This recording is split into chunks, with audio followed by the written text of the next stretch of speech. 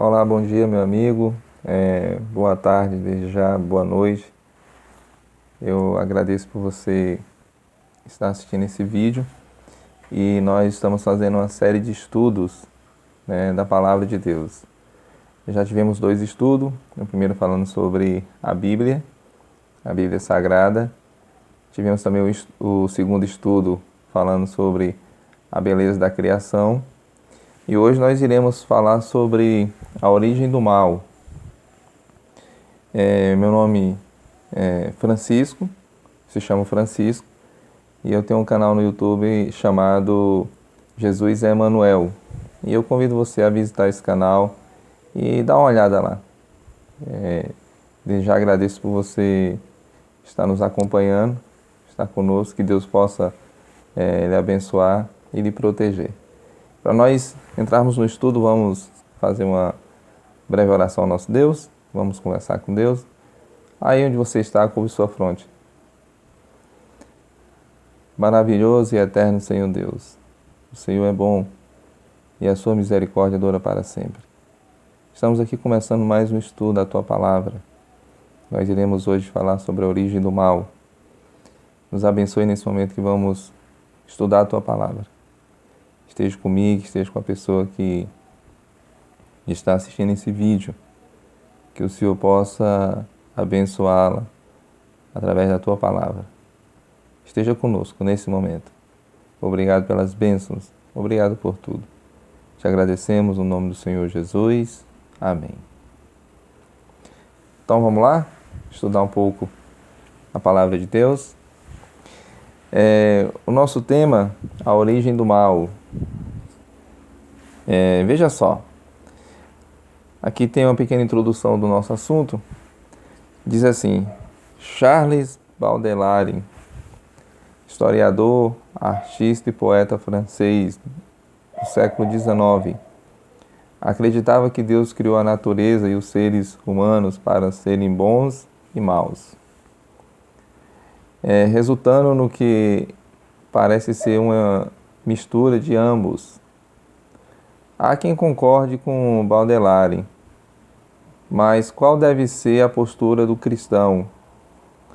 Como harmonizar um Deus amoroso que deu a própria vida para salvar pecadores com a existência de doença, sofrimento e morte? Que dizer de realidades como violência, terrorismo, roubos, assassinatos frios que acontecem todos os dias? É Deus responsável por tudo isso? Se não, quem é? Deixemos que a Bíblia responda. Então é interessante esse artista, né, e poeta francês do século XIX, quando ele diz que Deus criou a natureza, né, e os seres humanos para serem bons e maus. E aí nós temos um problema porque nós sabemos que Deus é um Deus amoroso, né? Deus ele não fica feliz com o sofrimento dos seus filhos. E aqui esse artista e poeta, ele tinha esse pensamento, que Deus tinha feito o homem para ser bom e mau. Mas isso não é verdade. Deus não fez o homem para ser bom e mau. Deus fez o homem para ser bom. Mas, então, como surgiu, né, o mal? Onde surgiu o mal? Perceba que aqui no estudo é feita algumas perguntas, né? Que diz assim, a primeira pergunta, né? Como harmonizar um Deus amoroso que deu a própria vida para salvar pecadores com a existência de doença, sofrimento e morte? Que dizer de realidades como violência, terrorismo, roubos, assassinatos frios que acontecem todos os dias? É Deus responsável por tudo isso? Se não, quem é? Então nós vamos responder nesse estudo. Eu convido você, estou com minha Bíblia aqui na mão, convido você a abrir a sua Bíblia no livro de Apocalipse. O capítulo é o capítulo 5 e o verso é o verso 11. capítulo 5, verso 11. E aqui nos diz o seguinte, no capítulo 5 e no verso 11. Vi e ouvi uma voz de muitos anjos ao redor do trono, dos seres viventes e dos anciões, cujo número era de milhares, de milhões e milhares de milhares. De quantos anjos é composto o exército de Deus? Nós percebemos aqui que nós não temos um número exato, né? Mas são de milhões, milhares de milhares, né? É um número aí infinito, não é isso? Então perceba que o exército de Deus, o exército de anjos de Deus é inumerável, né? Não pode ser contado. Agora perceba que nós vamos no livro de Ezequiel,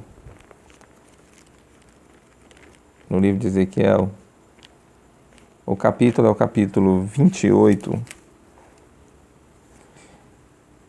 e o verso é o verso 14, 28, 14. Nós iremos falar aqui especificamente de um anjo, né? Quem é esse anjo? Lúcifer. A palavra Lúcifer quer dizer anjo de luz, né? E aqui nós vamos ver algumas descrições desse anjo, né? Chamado Lúcifer. Ezequiel 28, 14. Estou com minha Bíblia aberta aqui. Convido você a abrir a sua. Nos diz o seguinte: Tu era querubins da guarda ungido, e te estabeleci, permanecias no monte santo de Deus, no brilho das pedras andavas. O verso 15. Perfeito era nos teus caminhos, desde o dia em que foste criado, até que se achou iniquidade em ti. O verso 17 nos diz o seguinte: Elevou-se o teu coração por causa da tua formosura, corrompeste a tua sabedoria por causa do teu resplendor. Lancei-te por terra diante dos reis, te pus para que te contemplem. Perceba algo interessante desse anjo, né? Que diz que ele era perfeito nos seus caminhos, né? Até achar iniquidade. Perceba aqui também que fala que esse anjo era um anjo formoso, né? Um anjo bonito de aparência. E o que é interessante aqui também é que esse anjo era um anjo querubim. Era um anjo ungido. E esse anjo também aqui no texto que nós vemos, o que esse anjo ele fazia, né? Ele permanecia diante de Deus. Então era um anjo que tinha alguns privilégios, né? Um anjo bonito, né? Um anjo formoso, um anjo inteligente, né? E que estava ali diante do trono de Deus, ungido, né? Perceba que aqui nós temos algumas descrições desse anjo. Mas perceba que aconteceu algo com ele aí, que o texto fala assim: até cometer iniquidade. O que é iniquidade? Vamos descobrir o que é iniquidade. No livro de 1 João, pertinho aí de Apocalipse, você voltando um pouquinho, chegando no livro do Apocalipse, você volta um pouco, e você vai achar o 1 João. 1 João capítulo 3, e o verso é o verso 4. Convido você a abrir sua Bíblia, para que nós possamos ler juntos. 1 João 3, 4 nos diz o seguinte: Todo aquele que pratica o pecado também transgride a lei, porque o pecado é a transgressão da lei, né? Então, perceba que foi achado iniquidade, né, no coração do anjo. E essa iniquidade é o quê? É pecado, transgressão da lei, né? Então esse anjo, ele transgrediu a lei de Deus. Um outro ponto que é interessante, vamos ver outros pecados que esse anjo cometeu. Abra sua Bíblia aí no livro de Isaías, e nós vamos no capítulo 14 de Isaías. Você está no livro de Ezequiel, né? Você vai voltar um pouco. Você vai achar Lamentações, Jeremias, volta mais um pouco. E aí você vai achar o livro de Isaías. O capítulo é o capítulo 14. E o verso é o verso 12 ao 14. E o texto nos diz o seguinte. Vamos ler junto? 14, 12 ao 14. Veja só o que nos diz o texto. Diz assim: Como caíste do céu, ó estrela da manhã, filho da alva, como foste lançado por terra, tu que debilitava as nações. Perceba que o verso 13 ele tem algo importante para nós. Veja só o que diz o verso 13. Tu dizias no teu coração, eu subirei ao céu, acima das estrelas de Deus, exaltarei o meu trono, e no monte da congregação me assentarei nas extremidades do norte. E o verso 14? O verso 14 diz assim: Subirei acima das mais altas nuvens e serei semelhante ao Altíssimo. Perceba algo aqui tremendo, né? Esse anjo aqui, agora, ele tem o desejo de sentar-se no trono de Deus, né? Que audácia, né? Ele também pretendia, como nós lemos aqui no verso 14, ser semelhante ao Altíssimo, né? E queria o lugar de Deus e ser adorado. Perceba aqui que pretensão, né? Que prepotência. Um ser que foi criado por Deus, queria ser semelhante a Deus, ser adorado, queria tomar o trono de Deus, né? Que é algo terrível, né? Mas qual foi o resultado dessa rebeldia? O que aconteceu com esse anjo? Surge uma dúvida, e eu acredito que essa dúvida só nos será esclarecida um dia no céu, né? E a dúvida é, como pode no céu um lugar puro, né, um lugar perfeito, ter surgido o pecado? Então essa resposta hoje é difícil de nós compreendê-la, mas lá no céu um dia nós vamos compreender. Mas vamos ver qual foi o resultado da rebeldia desse anjo, né, que se rebelou contra Deus, querendo sentar-se no trono de Deus, querendo ser adorado, né, querendo ser o semelhante ao Altíssimo. Vamos ver o que foi que aconteceu? Convido você a abrir sua Bíblia no livro de Apocalipse, o último livro do Novo Testamento. O capítulo é o capítulo 12 de Apocalipse. Estou com minha Bíblia aberta. Convido você também a abrir a sua para que possamos acompanhar juntos. O capítulo 12, do 7 ao 9, nos diz o seguinte, veja só. Na minha tradução diz assim: Houve peleja no céu. Miguel e seus anjos pelejaram contra o dragão. Também pelejaram o dragão e seus anjos. Todavia não prevaleceram, nem mais se achou no céu o lugar deles. E foi expulso o grande dragão, a antiga serpente que se chama Diabo e Satanás, o sedutor de todo o mundo. Sim, foi atirado para a terra e com ele os seus anjos.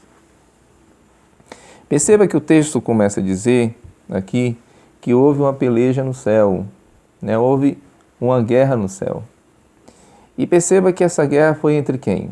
Foi entre Miguel, que aqui é Jesus, e seus anjos, contra Lúcifer, né, e seus anjos. Perceba que é interessante que o texto aqui já traz a palavra dragão, né? Perceba também que, seguindo mais à frente, nós vemos também a antiga serpente. E nós achamos também diabo e Satanás. E nós temos outra expressão também para Lúcifer, o sedutor de todo mundo. Perceba agora que não é usado mais a expressão aqui Lúcifer, né, anjo de luz, porque ele tinha se rebelado. Então agora nós temos a expressão usada agora para Lúcifer. Nós temos dragão, nós temos aqui a expressão antiga serpente e nós temos a expressão diabo e Satanás e sedutor de todo o mundo. Perceba que Lúcifer deixou de ser um anjo de luz e rebelou-se contra Deus. E quando isso acontece, agora ele é conhecido como Satanás, sedutor de todo mundo. Perceba que o céu agora não poderia mais ter a presença de Lúcifer, porque ele poderia levar o céu à ruína. E agora perceba que Deus teve que tomar providência. E houve uma guerra no céu, e lá Lúcifer foi expulso do céu. Mas só que ele não foi expulso do céu sozinho. Ele foi expulso do céu com anjos, com outros anjos, que também estavam de acordo com os seus planos. Ele conseguiu trazer com eles, né, milhares e milhares de anjos. E ele foi expulso do céu e ele foi atirado para onde? Ele foi atirado para a terra. Ele e os seus anjos foram atirados para a terra. É por isso que hoje nós vemos muitas desgraças no mundo. Tudo ao mesmo tempo. E quem está operando essas desgraças? Lúcifer e seus anjos. É uma pena que muitas vezes as pessoas estão com os olhos vendados e elas acreditam todas as coisas ruins em Deus. Mas perceba que o causador de todo o mal, né, que tem existido é Lúcifer e seus anjos. Veja só o que nos fala aqui. O mal surgiu no céu através de um anjo de luz que se rebelou contra Deus e passou a se chamar Satanás. Nesse conflito, a terça parte dos anjos se uniu ao inimigo e todos foram expulsos do céu, vindo se alojar na terra. A terça parte dos anjos. Muito anjo, né? Muitos anjos. Mas tudo bem. O inimigo sendo lançado aqui para a terra, Deus dá uma advertência naquele tempo para seus filhos, Adão e Eva, no Éden, que só existia Adão e Eva. E qual foi a advertência que Deus deu para Adão e Eva lá no Éden? Vamos descobrir qual foi a advertência. Abra sua Bíblia no primeiro livro. No livro de Gênesis. O capítulo é o capítulo 2, do 15 ao 17. Vamos ver qual foi a advertência que Deus deu para Adão e Eva. Diz assim: tomou, pois, o Senhor Deus ao homem e o colocou no jardim do Éden para o cultivar e o guardar.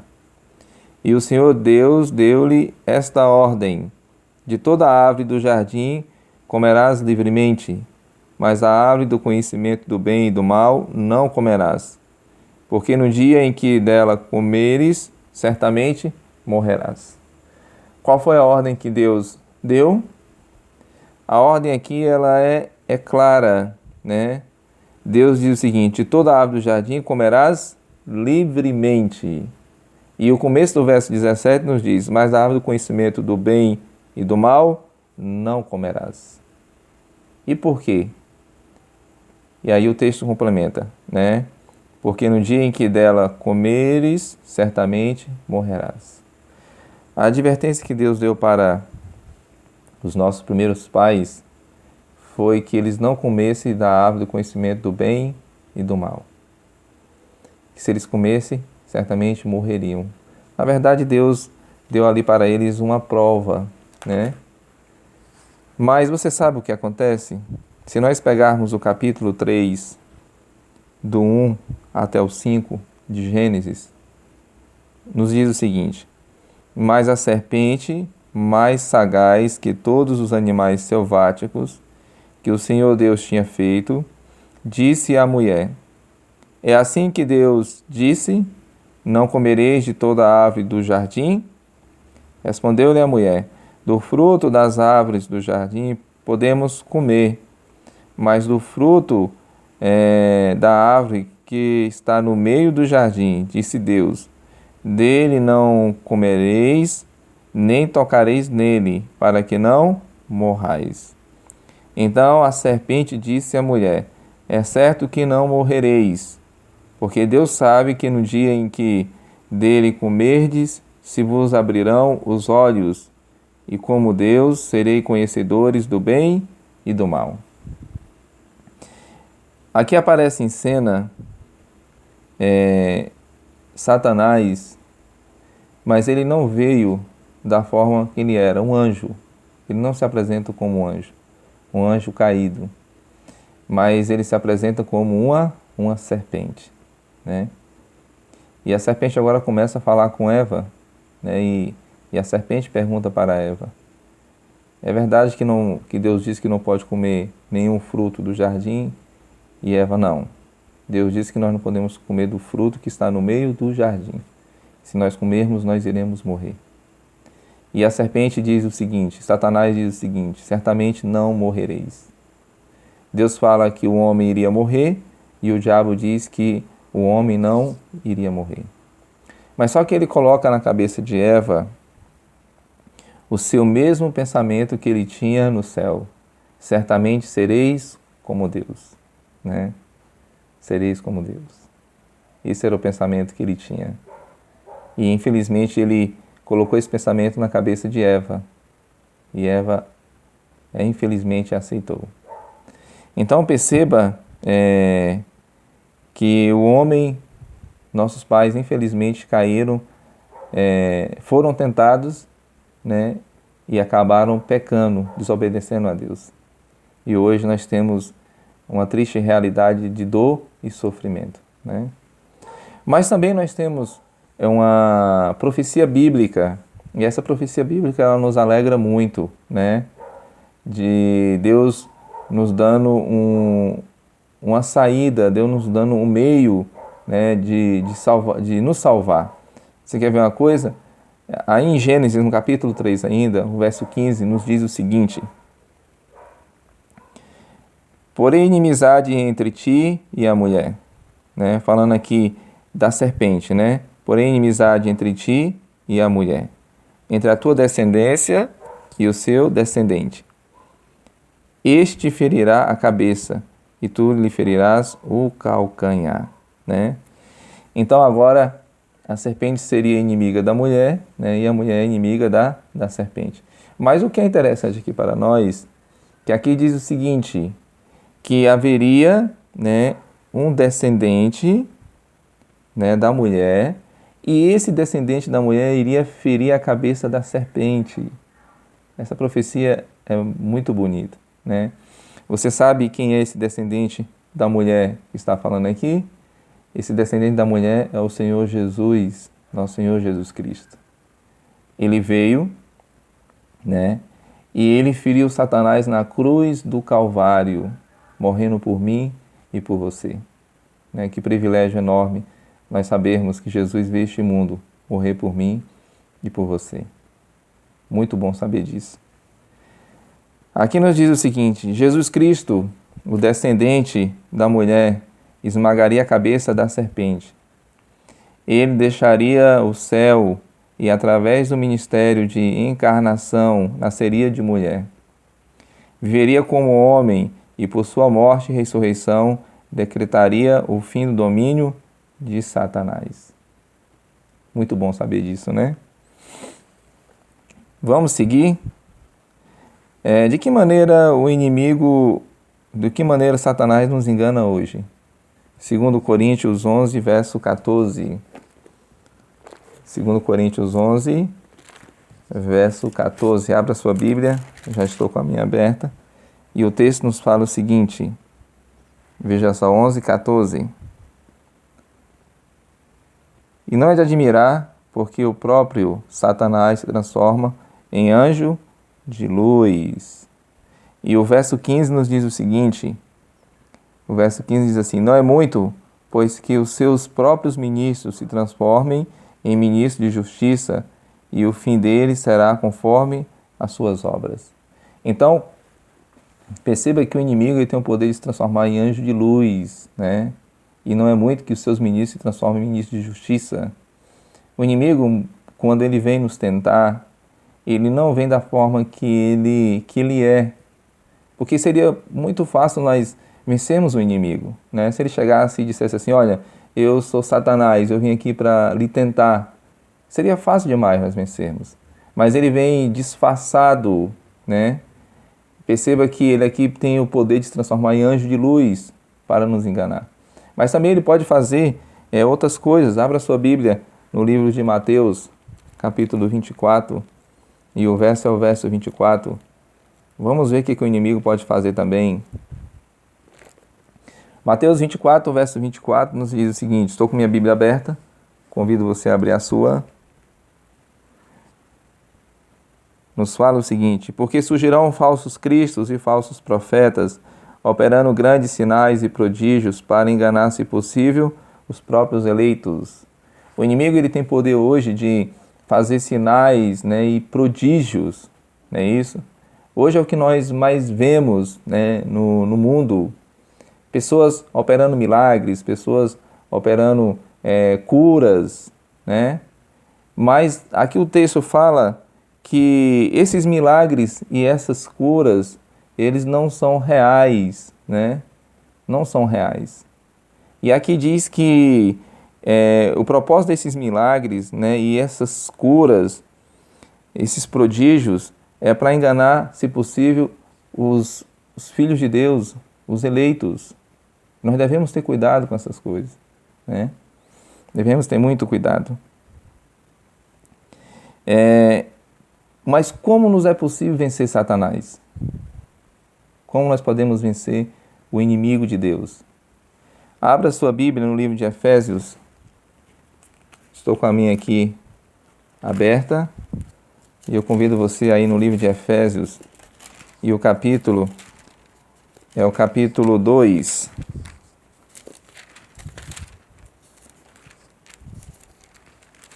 Efésios capítulo 2.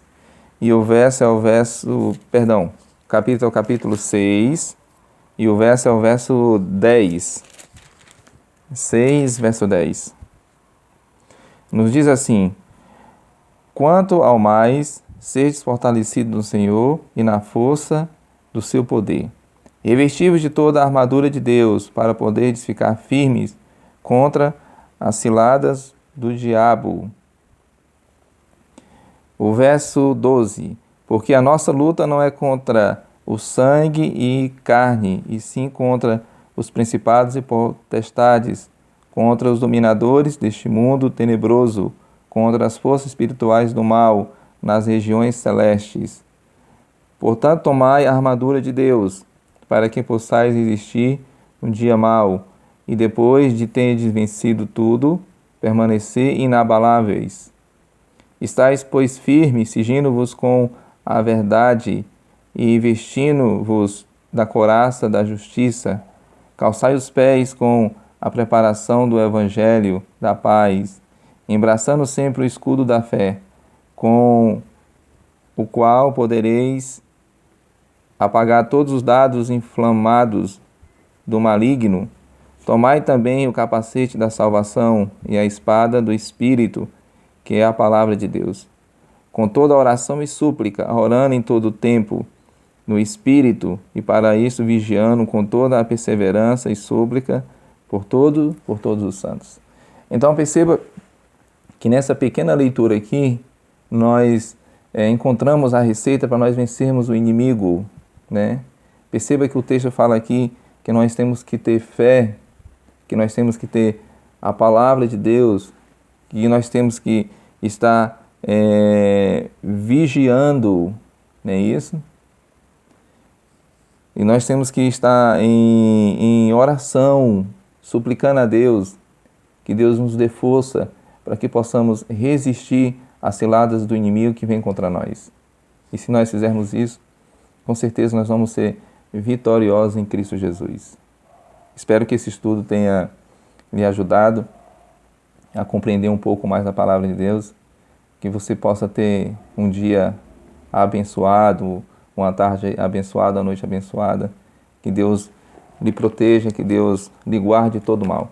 E desde já, eu convido você a estar comigo no próximo estudo. No próximo estudo nós iremos falar sobre o plano da salvação. E eu convido você, nesse momento nós vamos fazer uma oração ao nosso Deus.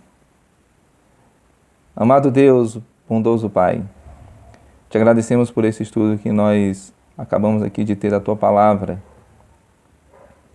Sabemos que todo o mal que existe no mundo não foi causado pelo Senhor.